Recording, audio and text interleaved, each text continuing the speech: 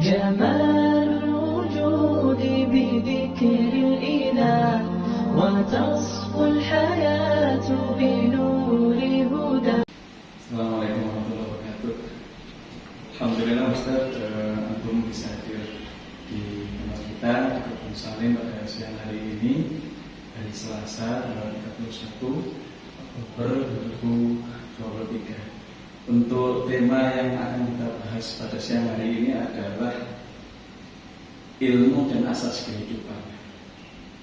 Barangkali antum bisa menjelaskan dari maksud ilmu dan asas kehidupan itu yang seperti apa, Ustaz? Fadhol. Bismillahirrahmanirrahim. Assalamualaikum warahmatullahi wabarakatuh.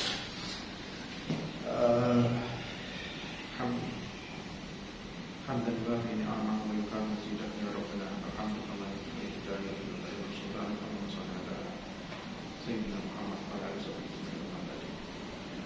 Kalau kita berbicara tentang pada masa sekarang kan kita hidup di era yang keilmuannya tinggi. Kita tergantung yang namanya dengan ilmunya harus seperti apa, seperti apa. Tapi jangan sampai yang namanya ilmu itu akan menghilangkan dari apa? Menghilangkan dari keimanan kita, menghilangkan dari menjadikan kita tertipu dengan keilmuan kita.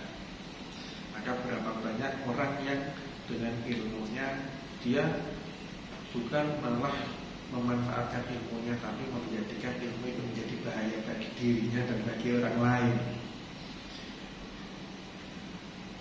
Oleh karena itu, mari kita lihat lagi Allah Subhanahu wa Ta'ala ketika menciptakan manusia, diciptakan adil merata semuanya. Dan istilahnya di situ ada yang namanya orang yang berilmu dan ini kalau di dalam ayatnya Allah Subhanahu wa Ta'ala firman ya fa'ilah latina amanu minkum waladina utilma dan jadi diangkat di situ. Tapi tetap bukankah semuanya akan sama? Di asasnya itu asas sama. Dan itu bukti keadilan bahwa Allah Subhanahu wa Ta'ala itu sama. Dan itu memberikan apa? Memberikan penyetaraan terhadap manusia. Maka asas dalam materi kita, asas kehidupan manusia semuanya adalah di tangan Allah Subhanahu wa Ta'ala. Maka ketika ada yang ditinggikan dan manusia mempunyai hawa nafsu, maka di situ akan terjadi yang namanya apa? Dolim dan yang didolimi. Maka bisa jadi orang yang punya ilmu yang tinggi bisa mendolimi di sini. Maka di situ asas kehidupan Allah memberikan apa? Sesuatu yang sama. Nggak ada bedanya antara orang yang ilmu atau tidak. Karena sejatinya yang namanya ilmu itu bukan yang namanya untuk asas dari kehidupan. Sekarang orang hidup mau punya ilmu nggak punya ilmu, dia tetap hidup. Contoh, dalam masalah nafas, yang namanya oksigen, yang namanya udara, mau orang berilmu nggak berilmu kan semuanya dapat. Dan itu adilnya Allah Subhanahu wa Ta'ala. Jangan tidak karena apa dia tidak ada ilmu kemudian dia nggak dikasih oleh Allah Subhanahu wa Ta'ala, pasti tidak. Tapi semuanya ini adalah sesuatu yang paling urgent bagi manusia. Maka semuanya dipukul rata disamakan oleh Allah Subhanahu wa Ta'ala, semuanya sama, nggak ada bedanya. Tapi kalau nanti sudah masuk dari derajat ilmu, maka di situ untuk menuju apa? Kemakmuran manusia, hidupnya makmur atau tidak, disinilah yang namanya apa? Fungsi dari ilmu di situ. Tapi untuk dasar hidup tetap Allah Subhanahu wa Ta'ala memberikan semuanya yang rata. Maka kalau kita lihat lagi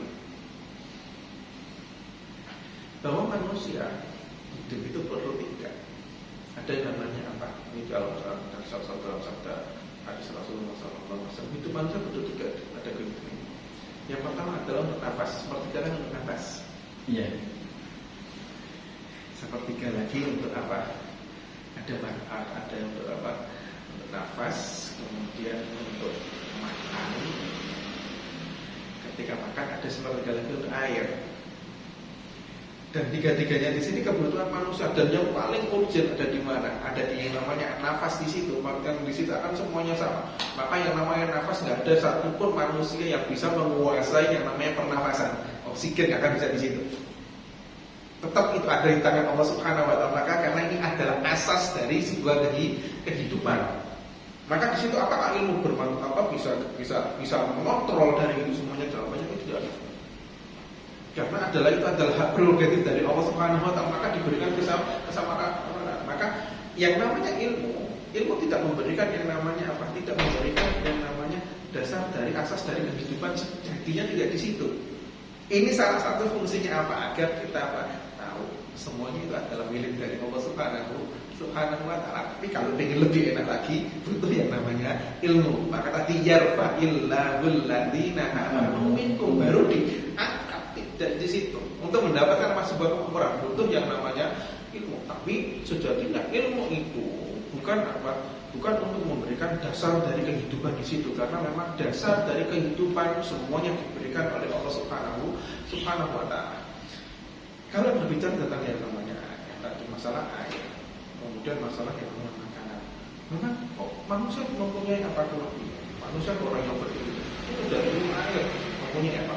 Dia bisa menguasai air di situ. Tapi itu kan orang kehidupan air, masalah air. Tapi kan manusia tidak bisa menguasai air secara keseluruhan, tidak. Tapi itu adalah sebagian kecil.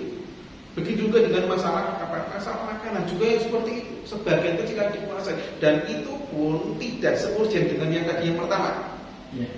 Kenapa diberikan penguasaan? Karena kalau kita lihat ini lebih kecil dan manusia masih bisa bertahan hidup walaupun ini belum ada. Tapi tadi ketika asas pokoknya masalah apa? Masalah yang namanya nafas, masalah yang namanya udara tetap ada di tangan Allah Subhanahu wa taala. Maka ketika orang setinggi apapun harus tahu kembali lagi butuh yang namanya keimanan. Karena yang namanya ilmu sendiri kita tahu ilmu akan bisa membahayakan ketika ilmu dipakai untuk membahayakan manusia. Maka kalau kita lihat lagi, ketika ilmu seperti itu, maka akan membahayakan diri sendiri dan membahayakan yang namanya umat manusia. Maka kalau kita lihat, kenapa sih Korun ditenggelamkan dalam bumi di situ? Kenapa sampai semua hartanya ditenggelamkan? Maka kenapa dengan harta istilah harta karun, harta korun. Kenapa kok bisa seperti itu? Bukankah di ayat Allah disebutkan ketika Korun mengatakan apa? Innama utitu ala ilmin indi. Saya diberikan harta semuanya gara-gara ilmu saya. Karena dia menyandarkan semuanya itu banyak pada yang namanya ilmu seakan-akan apa? Dia menguasai segalanya, lupa bahwa ada yang menciptakan ilmu tersebut, yang ilmunya lebih. Maka Allah Subhanahu wa taala di dalam ayat yang lainnya, kalau dihitung dengan ilmu Allah itu tidak ada artinya ilmu kita itu. Maka bagaimana cara beradabnya para nabi ketika diilmu? Rabbana la ilma lana illa ma 'allamtana. Itu adalah cara bagaimana beradabnya seorang nabi. Mereka mengatakan apa? Tidak yang namanya mempunyai ilmu, padahal punya yang namanya ilmu. Tapi karena ilmu dia dibanding dengan ilmu Allah Subhanahu wa taala enggak ada apa-apanya, maka mengatakan la ilma lana illa ma 'allamtana. Maka jangan sampai apa di dunia kita di masa-masa sekarang yang teknologi semakin lama, gara-gara berkembangnya ilmu pengetahuan mengikis dari keimanan kita yang memang itu harus ada dari sejak kita lahir. Itu butuh yang seperti itu. Mungkin dari penjelasan kita materi kita kali ini. Gimana Mas? Menarik sekali Ustaznya. Jadi para anbiya saja itu tidak berani sombong kepada Allah Subhanahu wa taala. Sampai mengatakan la ilma lana illa ma 'allamtana. Kami tidak memiliki ilmu kecuali engkau yang mengajarkan kepada kami. Iya. Nah terkait yang sekarang kan banyak Ustaz orang merasa sebenarnya kalau bahasa kami dulu mahjubun bi ilmihi, kalau sudah bergelar, kalau sudah memiliki title bahasanya seolah-olah yang lain ini dianggap tidak strata atau tidak kelasnya. Bagaimana menurut pandangan untuk menyikapi? Maka itulah yang dinamakan dengan apa? Tertipu dengan ilmunya. Karena ilmu itu bisa apa? Bisa menipu manusia. Maka di dalam ilmunya Allah selamanya apa? Majda dan Imam Malam Yazid Buddha dan yang tidak Yazid Billah Buddha itu dalam apa dalam ilmu. Maka di situ kan harus ada yang namanya keseimbangan antara ilmu dengan yang namanya hidayah. Maka saya kasih contoh seperti halnya Qarun tadi. Ketika ilmu dulu, dia mendapatkan apa? Dia mendapatkan emas yang banyak, mendapatkan harta yang banyak. Ya kan berarti dia tahu apa? Teori berdagang, teori mendapatkan, istilahnya seperti itu. Dia sudah menguasainya semuanya. Tapi ketika dia mengatakan yang seperti itu, berarti dia apa? Ilmunya yang menyesatkan dia. Jadi ilmu itu juga bisa menyesatkan. Ketika apa? Ketika ilmu itu melupakan antara ilmu dengan yang memberikan ilmu, yang menciptakan ilmu. Maka ketika sudah yang seperti itu, ilmu akan membahayakan bagi dirinya dan membahayakan orang lain. Maka ketika Qarun, bukan ketika diberikan yang seperti itu, akan ada dua kelompok. Yang satu ingin seperti halnya Qarun. Saya ingin seperti itu, dapat apa? Dapat harta yang banyak karena ilmunya gini. Tapi ketika yang satu orang yang beriman, apa yang dari kelompok yang ini? Itu adalah apa? Itu adalah nikmat dari Allah Subhanahu wa Ta'ala. Tapi ketika Qarun ditenggelamkan juga semuanya akan jadi satu. Pengennya seperti hanya orang-orang yang beriman. Maka disitulah yang seperti apa? Disitulah yang menunjukkan bahwa sejatinya ilmu itu tidak memberikan yang namanya dasar dari sebuah kehidupan, tapi ilmu yang memberikan pengangkatan sebuah derajat. Maka di situ sebuah ilmu harus dibarengi dengan apa? Keimanan. Jangan sampai apa? Ketika kita diangkat di sini kelupas kita dengan yang namanya keimanan gitu. Yang akhirnya apa? Itulah yang membahayakan dari sebuah keimanan. Karena apa? Ilmunya mendorong kita jauh daripada keimanan kita kepada Allah Subhanahu wa Ta'ala. Karena sejatinya kalau orang berilmu harusnya lebih dekat dengan Allah Subhanahu wa Ta'ala. Tapi di dalam orang berilmu juga, kalau dulu di istilah-istilahnya kabromatan innallahi antaqulu la taf'alun. Maka di situ akan harus ada kesejajaran antara apa? Antara perkataan kita dengan apa yang kita yakini di situ. Ada apa? Antara yang kita ketahui, ilmu hanya sekedar pengetahuan, atau ilmu sekedar atau harus ada yang namanya penerapannya di situ. Maka di situ harus ada, itulah yang namanya nanti akan terwujud antara apa? Antara orang yang mukmin, orang yang kafir, dan orang yang munafik.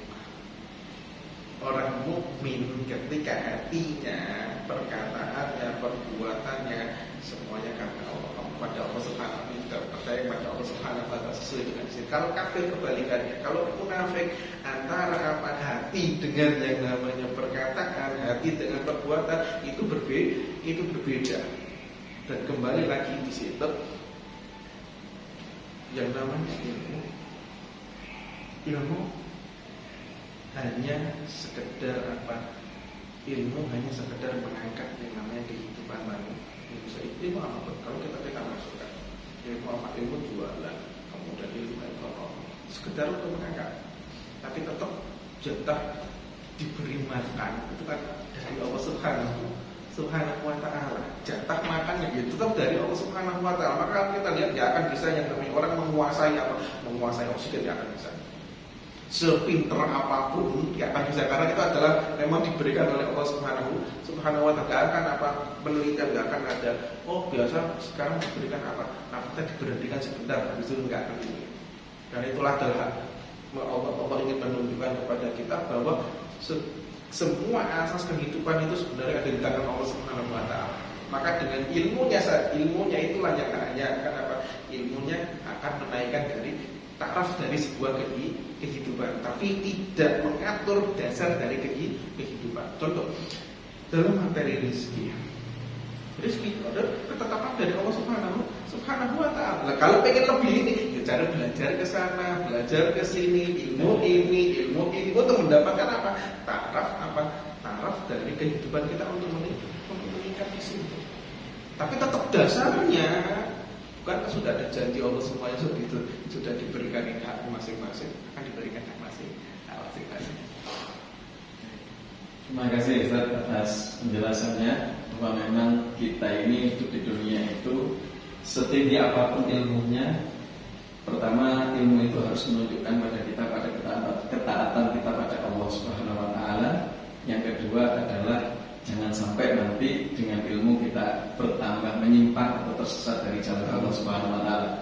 Baik, terima kasih Ustaz Fatoni. Kajian singkat pada siang hari ini membahas tentang ilmu dan asas kehidupan. Sampai ketemu lagi. Wassalamualaikum warahmatullahi wabarakatuh.